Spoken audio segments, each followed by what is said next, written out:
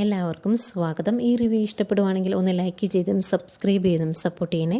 അപ്പോൾ അലീനെ ചോദിക്കുന്നുണ്ട്, എന്തിനാ ഈ പച്ചക്കറികളെല്ലാം ഇതുപോലെ എടുത്ത് കളയുന്നത്, ഇതിൻ്റെ ആവശ്യം എന്താണ് എന്ന് ചോദിക്കുമ്പം പൗലോസ് പറയുവാണ്, ഫ്രഷ് ഫ്രൂട്ട്സ് മാത്രമേ ഇവിടെ കെനൽ സാബ് കഴിക്കുകയുള്ളൂ, അതുകൊണ്ടാണ് കളയുന്നത് എന്ന് പറയുന്നു.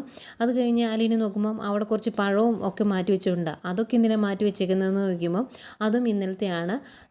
സാബ് ഫ്രഷ് ഫ്രൂട്ടേ കഴിക്കുള്ളൂ എന്ന് പറഞ്ഞല്ലോ, അതുകൊണ്ട് അത് കളയാൻ വെച്ചിരിക്കുന്നതാണ് എന്ന് പറയും. അന്നേരം എന്തിനാ ഇതിങ്ങനെ മേടിക്കുന്നത്, വെറുതെ പാഴാക്കി കളയേണ്ട കാര്യമുണ്ടോ എന്ന് ചോദിക്കുമ്പം സാബ് ചോദിക്കുമ്പം എല്ലാ സാധനങ്ങളും ഇവിടെ കാണണം, അതുകൊണ്ടാണ് മേടിച്ച് വെക്കുന്നത് എന്ന് പറയുവാണ്. ഇവരിങ്ങനെ സംസാരിച്ചുകൊണ്ട് നിൽക്കുന്നതായിരിക്കും മുറ്റമടിക്കുന്ന സ്ത്രീ വരും. അവർ വന്ന് പൗലോസേട്ട എൻ്റെ പണി കഴിഞ്ഞു എന്ന് പറയുമ്പോൾ കഴിഞ്ഞെങ്കിൽ ദേ ഇതെല്ലാം എടുത്തുകൊണ്ട് വയ്ക്കുമോ എന്ന് പറയുവാണ്. അവർ വന്ന് ആ പച്ചക്കറി എല്ലാം മാറ്റിയിട്ടേക്കുന്നതെല്ലാം പെറുക്കിയെടുക്കുക. അന്നേരം അലീനിങ്ങനെ നോക്കി നിൽക്കുമ്പം അലീനോട് പറയും, ഇതേ ആടിന് കൊടുക്കാൻ, ആട് കഴിച്ചോളും എന്ന്. അലീനിയൊന്നും മിണ്ടുന്നില്ല. അന്നേരം പൗലോസ് ഇപ്പുറത്ത് നല്ല പച്ചക്കറിയാണ് എന്ന് പറഞ്ഞ് എടുത്ത് വെച്ചിരിക്കുന്നില്ലേ, അതിൽ നിന്നും കുറച്ചെടുത്തിട്ട് കൊടുക്കും, ഇതും ആടിന് കൊടുത്തോ എന്ന് പറഞ്ഞ് ഒരു ഹുങ്ക്, അത്രയേ ഉള്ളൂ. ഏതായാലും ഇത് കണ്ടുകൊണ്ട് നിൽക്കുന്ന അലീനയ്ക്ക് അത് അത്രയ്ക്ക് അങ്ങോട്ട് ഇഷ്ടപ്പെടുന്നില്ല. ഈ പച്ചക്കറിയെല്ലാം എടുത്തു വെച്ചതിന് ശേഷം ആ സ്ത്രീ ഫ്രിഡ്ജ് തുറന്ന് ഫ്രിഡ്ജിൽ നിന്ന് കുറച്ച് സാധനങ്ങളെല്ലാം എടുത്തു വെക്കുകയാണ്. ഫ്രിഡ്ജിലിരുന്ന ബാക്കി ഫുഡെല്ലാം എടുത്തു വെക്കുന്നു. അത് ഒരു പാത്രത്തിലേക്ക് ഇട്ടെടുക്കുക കേട്ടോ. ആ പാത്രത്തിലേക്ക് ഇടുമ്പം അതിൽ ബിരിയാണി ഉണ്ട്, കുറച്ച് ചോറുണ്ട്, പിന്നെ കുറേ കറികളും ചിക്കനും ഒക്കെ ഉണ്ട്. അതെല്ലാം കൂടെ എടുത്ത് പാത്രത്തിലേക്ക് എടുക്കുമ്പം അലീന ചോദിക്കും, ഇതും ആടിന് കൊടുക്കാനാണോ എന്ന്. അന്നേരം അല്ല, ഇത് പട്ടിക്ക് കൊടുക്കാം, പട്ടി കഴിച്ചോളും എന്ന് പറയുമ്പം അലീന പൗലോസിനോട് ചോദിക്കും, ഈ ഫുഡൊന്നും ഇവിടുത്തെ പട്ടി കഴിക്കുകയില്ലേ എന്ന്. അന്നേരം പൗലോസ് പറയും, ഇവിടുത്തെ പട്ടിക്കൊക്കെ സ്പെഷ്യൽ ഫുഡല്ലേ, അവരിതൊന്നും കഴിക്കുകയില്ല എന്ന് പറയുമ്പം ഫ്രിഡ്ജിൽ വെച്ച ഈ ഫുഡ് ഇവിടുത്തെ ജോലിക്കാർക്ക് കഴിക്കാമല്ലോ, അതെന്തിനിങ്ങനെ കളയുന്നത് എന്ന് ചോദിക്കുമ്പം പൗലോസ് പറയുവാണ്, അതെന്തിനാ ഫ്രിഡ്ജിൽ വെച്ച ഫുഡ് കഴിക്കുന്നത്, അതിൻ്റെ ആവശ്യമില്ലല്ലോ, ഇവിടെ ഫ്രഷ് ഫുഡ് ഉണ്ടാക്കുന്നുണ്ട്, അതെല്ലാവർക്കും കഴിക്കാമല്ലോ, വെറുതെ എന്തിനാ വയറ് കേടാക്കുന്നത് എന്ന് ചോദിക്കും. അന്നേരം അലീന ഇങ്ങനെ കുറച്ച് നേരം നോക്കി നിന്നിട്ട് ഒന്നും മിണ്ടുന്നില്ല. അലീന അങ്ങ് പോവാണ്. പോയി കഴിയുമ്പം ഇതെല്ലാം ചെന്ന് കേണൽ സാറിനോട് പോയി പറയുമോ അവൾ എന്ന് ചോദിക്കുകയാണ് ആ സ്ത്രീ.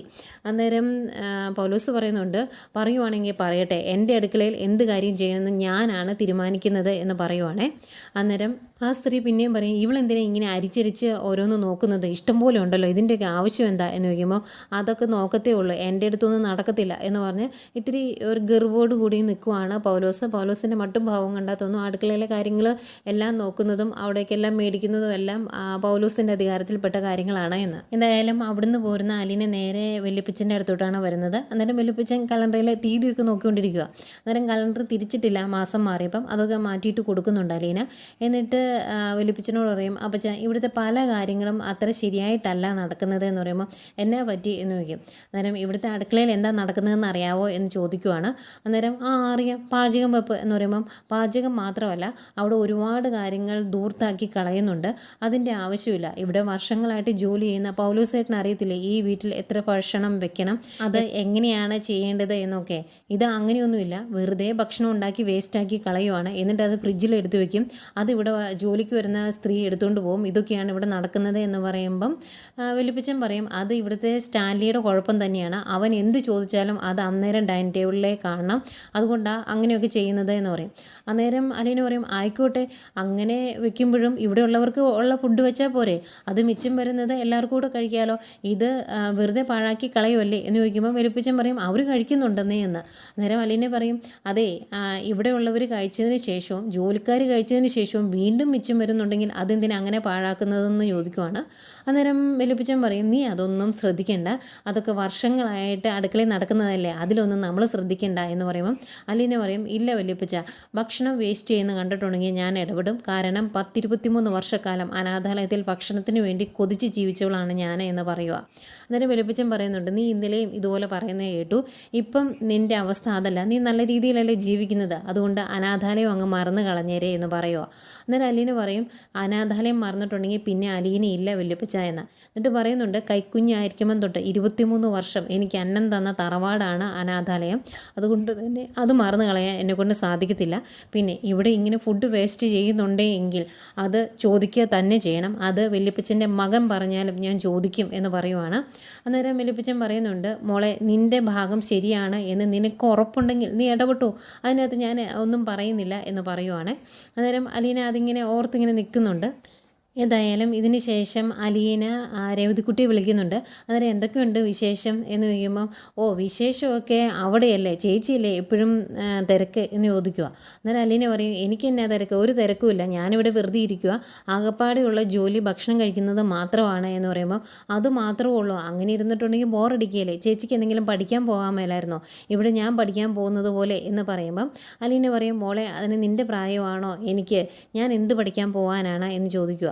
അന്നേരം രേവതിക്കുട്ടി പറയും, അതിന് ഇഷ്ടം പോലെ പ്രൊഫഷണൽ കോഴ്സുകളുണ്ടെന്നേ, നമുക്കിഷ്ടമുള്ള ഏതെങ്കിലും സെലക്ട് ചെയ്താൽ മതി എന്ന് പറയുമ്പം അലീന പറയുന്നുണ്ട്, അതിന് ഞാനിവിടെ ഇനിയും നിൽക്കുമോ എന്ന് എനിക്കറിയത്തില്ല, ഞാൻ ആദ്യം എൻ്റെ ചുവടൊന്നും ഇവിടെ ഉറപ്പിക്കട്ടെ എന്ന് പറയുക. അന്നേരം രേവതിക്കുട്ടി ചോദിക്കും, അതെന്താ ഇതുവരെ അവിടെ ചുവട് ഉറപ്പിച്ചില്ലേ, അവിടെ എന്തെങ്കിലും പ്രശ്നമുണ്ടോ, ചേച്ചിയോട് ആരെങ്കിലും എതിരിടാൻ വന്നോ എന്നൊക്കെ ചോദിക്കുമ്പം അലീന പറയും, അങ്ങനെയൊന്നുമില്ല, പക്ഷേ ഇവിടുത്തെ കാര്യങ്ങളൊന്നും ശരിയല്ല മോളെ, ഇവിടുത്തെ വേലക്കാർ പോലും അവരുടെ തോന്നിയതുപോലെയാണ് കാര്യങ്ങൾ ചെയ്യുന്നത്, അതൊന്നും എനിക്കിഷ്ടമല്ല, ശരിയല്ലാത്ത കാര്യം കണ്ടിട്ടുണ്ടെങ്കിൽ എനിക്ക് ചോദിക്കണം, ചോദിച്ചില്ലെങ്കിൽ എനിക്ക് മനസ്സമാധാനമില്ല എന്ന് പറയുമ്പം രേവതിക്കുട്ടി പറയും, അത് ചേച്ചി ചോദിക്കണം, അതല്ലെങ്കിൽ ചേച്ചിയുടെ പപ്പയോട് പറയണം, പപ്പ കാര്യങ്ങളൊക്കെ ശരിയാക്കിയല്ലേ എന്ന് ചോദിക്കുമ്പം അലീന പറയുന്നുണ്ട്, ഇല്ല ഞാൻ ആ കാര്യങ്ങളിലൊന്നും ഇടപെടണ്ട എന്നാണ് പപ്പ പറഞ്ഞേക്കുന്നത്, അങ്ങനെ ഒരു പാവയെ പോലെ ഇരിക്കാനൊന്നും എന്നെ കൊണ്ട് പറ്റില്ല മോളെ എന്ന് പറയുവാണ്. അന്നേരം രേവതിക്കുട്ടി പറയുന്നുണ്ട്, അങ്ങനെ ഇരിക്കേണ്ടെന്നേ, കാര്യങ്ങൾ ചേച്ചി എല്ലാവരോടും പറയണം, പിന്നെ ചേച്ചിക്ക് അവിടെ കൂട്ടായിട്ട് ആരുമില്ലേ എന്ന് ചോദിക്കുമ്പോൾ, ഒരാളുണ്ട്, എൻ്റെ വല്യപ്പച്ചൻ വന്നിട്ടുണ്ട്, വല്യപ്പച്ചൻ എന്നെ ഭയങ്കര ഇഷ്ടമാണ് എന്ന് പറയുമ്പോൾ, ആ ഒരാളുണ്ടെങ്കിൽ ചേച്ചി അവിടെ പിടിച്ചു നിൽക്കും എന്ന് എനിക്കറിയാം എന്ന് പറയുവാണ്. അന്നേരം അതാണ് ഒരു സമാധാനം, വേറെ ഒരു സമാധാനവും ഇവിടെ ഇല്ല എന്ന് പറയുന്നുണ്ട്. അത് കഴിഞ്ഞ് കുറച്ച് വിശേഷമൊക്കെ പറഞ്ഞിട്ട് ഫോം വയ്ക്കുന്നു. പിന്നെ വല്യപ്പച്ചനെ കാണിക്കുന്നുണ്ട്. വല്യപ്പച്ചനെ അങ്ങ് നാട്ടിൽ നിന്ന് പുനലൂരിൽ നിന്ന് റോബിൻ വിളിക്കുന്നുണ്ട്. എന്നിട്ട് എന്താ ഇത്ര ദിവസമായിട്ടും തിരിച്ചു വരാത്തത്, പെട്ടെന്ന് വരാമെന്ന് പറഞ്ഞ് പോയതല്ലേ എന്നൊക്കെ ചോദിക്കുമ്പം, എടാ ഇവിടെ കുഴഞ്ഞ് മറിഞ്ഞ് കിടക്കുന്ന ചില കാര്യങ്ങളുണ്ട്, അതൊക്കെ ശരിയാക്കിയിട്ട് ഞാൻ വരാം എന്ന് പറയും. അന്നേരം അവിടെ എന്നത് ഇനി മാത്രം കുഴഞ്ഞ് മറിഞ്ഞ് കിടക്കുന്നത്, ലാലിച്ചൻ ഒരു പെണ്ണിനെ വിളിച്ചുകൊണ്ട് വന്നുവെന്ന് പറഞ്ഞില്ലേ, അവളെ പറഞ്ഞു വിട്ടില്ലേ ഇതുവരെ എന്ന് ചോദിക്കുമ്പം, എടാ അങ്ങനെ പറഞ്ഞു വിടാൻ പറ്റുന്ന പെങ്കൊച്ചൊന്നും അല്ല അത് നമ്മുടെ കുടുംബത്തിലെ തന്നെയാണ് എന്ന് പറയുമ്പം, അതെന്താ അങ്ങനെ അങ്ങ് ഉറപ്പിച്ച് പറയുന്നത്, നമ്മുടെ കുടുംബത്തിലേതാണ് എന്ന് അവളുടെ നെറ്റിയിൽ എഴുതി വെച്ചിട്ടുണ്ടോ എന്ന് ചോദിക്കുക റോബിച്ചൻ. അന്നേരം എഴുതി വെച്ചിട്ടുണ്ട്, അത് നമ്മുടെ കുടുംബത്തിലെ തന്നെയാണ്, അവളെ ഇവിടുന്ന് പറഞ്ഞു വിടാനല്ല നമ്മൾ നോക്കേണ്ടത്, ഇവിടെ പിടിച്ചു നിർത്താനാണ് നോക്കേണ്ടത് എന്ന് പറയുമ്പം റോബിച്ചൻ പറയുന്നുണ്ട്, ഇതാ എനിക്ക് ഇഷ്ടപ്പെടാത്തത്, അപ്പച്ചന് പകരം ഞാനും ആൽബിച്ചിനോട് അങ്ങോട്ട് വന്നാൽ മതിയായിരുന്നു, അവൾ അവിടെ നിന്ന് ഇറക്കി വിട്ടേനെ എന്ന് പറയുമ്പം അപ്പച്ചൻ പറയുന്നുണ്ട്, അതൊന്നും നടക്കുന്ന കാര്യമല്ല, നീ ഇങ്ങോട്ട് വന്നാൽ നിൻ്റെയും മനസ്സ് മാറും, അത് ഉറപ്പാ എന്ന് പറയുമ്പോൾ, അതന്നെ അവൾ പെണ്ണല്ലേ, അതിനേക്കാൾ വലിയ എന്തെങ്കിലും ആണോ എന്ന് ചോദിക്കും. അന്നേരം പെണ്ണൊക്കെ തന്നെയാണ്, ഏതായാലും അവൾ ഇവിടെ വേണം, ഇവിടെ ഉണ്ടെങ്കിൽ ഇവിടെയുള്ള കാര്യങ്ങളൊക്കെ ഒന്ന് ശരിയാകുകയുള്ളൂ, നിനക്കറിയാലോ ലാലിച്ചിൻ്റെ കാര്യം, ലാലിച്ചിനെ ഒന്ന് പിടിക്കേണ്ട കാര്യമുണ്ട്, അവൻ്റെ കുടിയൊക്കെ ഒന്ന് നിർത്തണമെന്ന് പറയുമ്പം റോബിച്ചൻ ചോദിക്കും, എന്താ ഇപ്പോൾ ലാലിച്ചിനെ കുടിക്കാനും സമ്മതിക്കുന്നില്ലേ എന്ന് ചോദിക്കും. അന്നേരം ഇപ്പോൾ ഉണ്ട്, പക്ഷേ കാര്യങ്ങളൊക്കെ ഒന്ന് ശരിയാക്കാനുണ്ട്, ഇവിടെ പല കാര്യങ്ങളും ശരിയല്ല, അതൊക്കെ അവൾ ശരിയാക്കിക്കോളും, അവൾക്ക് അതിനുള്ള കഴിവുണ്ട്, അവൾക്കേ അത് സാധിക്കുകയുള്ളൂ എന്നൊക്കെ പറയുമ്പം റോബിച്ചൻ ചോദിക്കും, അതെന്താ അവൾ എല്ലാ കാര്യങ്ങളിലും ഇടപെടുന്നത്, ഒരു പെണ്ണിന് ഭരിക്കാൻ വേണ്ടി ലാലിച്ചിനെ വിട്ടു കൊടുക്കണോ, അതിൻ്റെ ആവശ്യമുണ്ടോ എന്ന് ചോദിക്കുമ്പോൾ, അതൊന്നും അല്ലടാ, അവൾക്ക് എല്ലാ കാര്യങ്ങളും വൃത്തിയായിട്ട് ചെയ്യാൻ അറിയാം, അത് അവൾ ഭംഗിയായിട്ട് ചെയ്തോളൂ, അതുകൊണ്ട് നീ കിടന്ന് പഠിക്കാൻ നിൽക്കണ്ട, ഞാൻ അങ്ങോട്ട് വരുമ്പം കാര്യങ്ങളൊക്കെ പറയാം എന്ന് പറയുമ്പം റോബിച്ചൻ പറയുന്നുണ്ട്, അതേ ഔസേപ്പ് ഇത് അറിഞ്ഞിട്ടുണ്ടെങ്കിൽ വെട്ടുകത്തിയായിട്ടായിരിക്കും അങ്ങോട്ട് വരുന്നത് എന്ന്. അന്നേരം അവൻ വന്നിട്ടും കാര്യമൊന്നുമില്ല, മര്യാദയ്ക്ക് ഞാൻ പറയുന്നത് അങ്ങ് കേൾക്ക്, നീ മിണ്ടാണ്ടിരുന്നാൽ മതി അവിടെ, ഞാൻ അങ്ങോട്ട് വരുമ്പം കാര്യങ്ങളൊക്കെ പറയാമെന്ന് പറഞ്ഞില്ലേ, ഫോം വെച്ചിട്ട് ഓടാവേ എന്ന് പറഞ്ഞിട്ട് ദേഷ്യപ്പെട്ട് ഫോം വയ്ക്കുവാണ്. റോബിച്ചനും ദേഷ്യം വരുന്നുണ്ട്, ഫോം വെച്ച് വണ്ടി കയറി അങ്ങോട്ടോ പോകുന്നുണ്ട്. പിന്നെയും കാണിക്കുന്നത് നമ്മുടെ അലീനെ തന്നെയാണ്. അലീന അടുക്കളയിലേക്ക് വരുമ്പം അടുക്കളയിൽ വിനോദും നിൽപ്പുണ്ട്, അതുപോലെ പൗലോസും നിൽപ്പുണ്ട്. അലീന വരുമ്പോഴേക്കും വിനോദ് അലീന വന്നു എന്ന് പറഞ്ഞ് പെട്ടെന്ന് ഔസപ്പിൻ്റെ അടുത്തേക്ക് നീങ്ങിക്കുക. അലീന വന്ന് അടുക്കളയ്ക്ക് ഒന്ന് നോക്കും, അത് കഴിഞ്ഞ് അവിടെ വെച്ചിരിക്കുന്ന വിഷോപ്പർ നോക്കുക. അന്നേരം പൗലോസ് ചോദിക്കും, എന്തിനാ കുഞ്ഞ് ആവശ്യമില്ലാത്തതൊക്കെ നോക്കുന്നത് എന്ന്. അന്നേരം ഇത് ആവശ്യമില്ലാത്തതാണോ എന്ന് ചോദിക്കുമ്പം, അല്ല എൻ്റെ അടുക്കളയിൽ എന്താ ചെയ്യേണ്ടതെന്ന് ഞാനല്ലേ തീരുമാനിക്കുന്നത്, കുഞ്ഞെന്തിനാ ഇതിലൊക്കെ ഇടപെടുന്നത് എന്ന് ചോദിക്കുമ്പം, എൻ്റെ അടുക്കള എന്ന് പറയാൻ ഇത് ചേട്ടൻ വീട്ടിൽ നിന്ന് കൊണ്ടുവന്നൊന്നും അല്ലല്ലോ, ആണോ, പിന്നെ ഇവിടെയുള്ള കാര്യങ്ങളിലൊക്കെ നോക്കണം എന്ന് ഞാൻ തീരുമാനിച്ചിട്ടുണ്ടെങ്കിൽ നോക്കുക തന്നെ ചെയ്യും. അതിനകത്ത് പൗലോസ് ഏട്ടൻ ദേഷ്യപ്പെട്ടിട്ടൊന്നും കാര്യമില്ല. പൗലോസ് ഏട്ടൻ ഒരു വിചാരമുണ്ട്, ഈ അടുക്കളയിൽ കയറി ആരും ഒന്നും നോക്കരുത്, അഭിപ്രായം പറയരുത് എന്ന്. അതിപ്പം പറയുകയും ചെയ്യും, നോക്കുകയും ചെയ്യും. അത് കേണൽ സാബ് പറഞ്ഞാലും ഞാൻ നോക്കും, പറയുകയും ചെയ്യും, അതിന് മാറ്റമൊന്നുമില്ല എന്ന് അലീന പറയുവാണ്. അതങ്ങ് ഇഷ്ടപ്പെടുന്നില്ല കേട്ടോ പൗലോസിന്. അത് കഴിഞ്ഞ് അലീന ആ ഷോപ്പിൽ വെച്ചേക്കുന്ന സാധനങ്ങളെല്ലാം കുടഞ്ഞിടും. അന്നേരം അതിൻ്റെ അകത്തൊരു വലിയൊരു മീനുമുണ്ട്, കുറച്ച് പച്ചക്കറിയുണ്ട്. അന്നേരം അലീന ചോദിക്കും, ഈ മീൻ എത്രയുണ്ട്, ആരാ മേടിച്ചത് എന്ന് ചോദിക്കുമ്പോൾ വിനോദ് പറയും, ഞാനാ മേടിച്ചത്, 2,800 ഉണ്ട് എന്ന്. അന്നേരം അലീന ചോദിക്കും, ഇത്രയും മീനിൻ്റെ ആവശ്യം ഇവിടെ ഉണ്ടോ ഇന്നൊരു ദിവസത്തേക്ക്? കാരണം പഴയതായി കഴിഞ്ഞാൽ നിങ്ങൾ ആരും കഴിക്കുമല്ലോ, അപ്പോൾ പിന്നെ ഇത്രയും മീനിൻ്റെ ആവശ്യമുണ്ടോ എന്ന് ചോദിക്കുമ്പം പൗലോസ് പറയുവാണ്, അതെ, അതിൻ്റെ വാലും തലയും ഒക്കെ പോയി കഴുകി എടുത്തു കഴിഞ്ഞാൽ ഒരു കിലോ കാണും, അതിവിടെ വേണമെന്ന്. അന്നേരം അലീന ചോദിക്കും, 2,800 ഉള്ള ഒരു മീൻ വെട്ടി കഴുകി എടുത്തിട്ടുണ്ടെങ്കിൽ 1 കിലോയെ കാണുള്ളൂ, അതെങ്ങനെയാണ് പൗലോസ് ചേട്ടാ? എങ്ങനെയാണെങ്കിലും മിച്ചം പോയി കഴിഞ്ഞാൽ ഒരു 1,800 കാണത്തില്ലേ, 1 കിലോ വിൽക്കോട്ടെ, അത്രയും കാണിയല്ലേ എന്ന് ചോദിക്കുമ്പം പൗലോസ് പറയുന്നുണ്ട്, അതെ, ഞാൻ ക്ലീൻ ചെയ്യുമ്പം അങ്ങനെയൊക്കെയാണ് ചെയ്യുന്നത്, അത്രയ്ക്ക് കാണുള്ളൂ എന്ന് പറയുമ്പോൾ, അങ്ങനെയാണെങ്കിൽ പൗലോസ് ചേട്ടനൊന്ന് ഈ മീനൊന്ന് വെട്ടിക്കാണിക്കുക എന്ന് പറയാം. അന്നേരം എന്നെക്കൊണ്ട് പറ്റിയല്ല എന്ന് പറയുമ്പം, എനിക്ക് പറ്റിയല്ല, എനിക്ക് വേറെ പണിയുണ്ട് എന്ന് പറയുക പൗലോസ്. അന്നേരം അലീന ഇത്തിരി കടുത്ത സ്വരത്തിൽ പറയുന്നുണ്ട്, മീൻ കട്ട് ചെയ്തതിന് ശേഷം പൗലോസ് ചേട്ടൻ ബാക്കി ജോലികൾ ചെയ്താൽ മതി, അത് അങ്ങനെ തന്നെ മുന്നോട്ട് പോയാൽ മതി എന്ന് പറയുവാണ്. അന്നേരം പെട്ടെന്ന് വിനോദ്, ആ മീനങ്ങ് കട്ട് ചെയ്ത് കാണിക്കുക പൗലോസ് ചേട്ടാ എന്ന് പറയുക.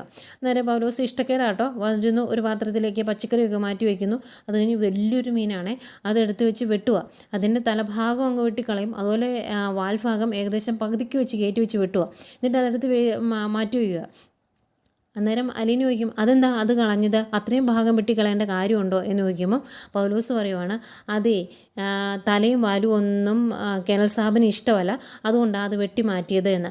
അന്നേരം അത്രയും വെട്ടി മാറ്റേണ്ട കാര്യമുണ്ടോ, എന്നിട്ട് ഇത് വെറുതെ വേസ്റ്റ് ആക്കുവാണോ എന്ന് ചോദിക്കുമ്പോൾ, അല്ല, ഇവിടെ മുറ്റം അടിക്കാൻ വരുന്ന സ്ത്രീ എടുത്തുകൊണ്ട് പോകും എന്ന് പറയും. അന്നേരം അലീന പറയും, ഓ അങ്ങനെയാണോ കാര്യങ്ങൾ, ഇവിടെ വേസ്റ്റ് വരുന്ന സാധനങ്ങളെല്ലാം കൊണ്ടുപോകുന്നത് ആ സ്ത്രീയാണ്, ഈ രീതിയിൽ വെട്ടാനാണെങ്കിൽ ഇവിടെ മീൻ മേടിക്കേണ്ട കാര്യമില്ലല്ലോ, ഇത്രയും വേസ്റ്റ് ആക്കേണ്ട കാര്യം എന്താ എന്നൊക്കെ ചോദിക്കുമ്പോൾ പൗലോസ് പറയുന്നുണ്ട്, വർഷങ്ങളായിട്ട് ഞാനാണ് ഇവിടെ ഈ കാര്യങ്ങളൊക്കെ ചെയ്യുന്നത്, എന്നെ കൂടുതൽ പഠിപ്പിക്കാൻ വരണ്ട എന്ന്.